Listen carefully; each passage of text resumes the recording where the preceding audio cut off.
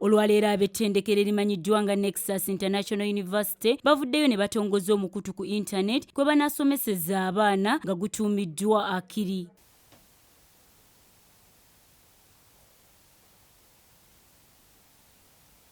Wabula nga guno gubunaana ebweru w'eggwanga lyattu Uganda. Okusinziira ku bakulu ku ttendekero lino bategeezezza nga enteekateeka yaabwe bwe yali esomesa abantu abakola bokka. Kubifuula university as opposed to okubeera nti ssomero research. University okuba yesingira ddala okubeeramu abakugu mu field yonna gy'oba olowooza. Ate bwe muva n'amagezi agayiiya ebintu ebirala. Wabula olw'ekirwadde kya ssennyiga omukambwe kyabawaliriza ate okuggulawo omukutu buli mwana w'anaafunira obuyigirize.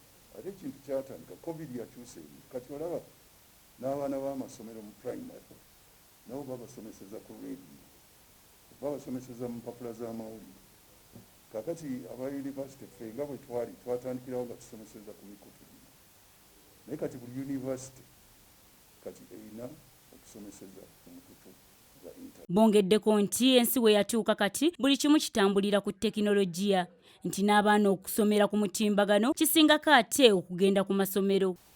Luli omwana bw'akirowoozaako nti asasule agenda abeere mukono ayingire UCU ate nga ayagala kusoma law mu UCU avudde Karamoja oba Kabongo nga bibeera bizibu. Naye kakati omwana oyo ayinza okuregisteringa mu UCU ng'ali Kabongo n'asoma law n'amumalako, oba ayinza okujja n'asoma naffe oba yonna. Amatendekero agasinga gazze nga gaggulawo enkola eno wadde nga abamu tebagisobola olw'ebyetaago. Mulimu ate abagikola olw'obwangu bweriko. Edith Nabagereka, Lamula Katumba, STV Select ey'enjawulo.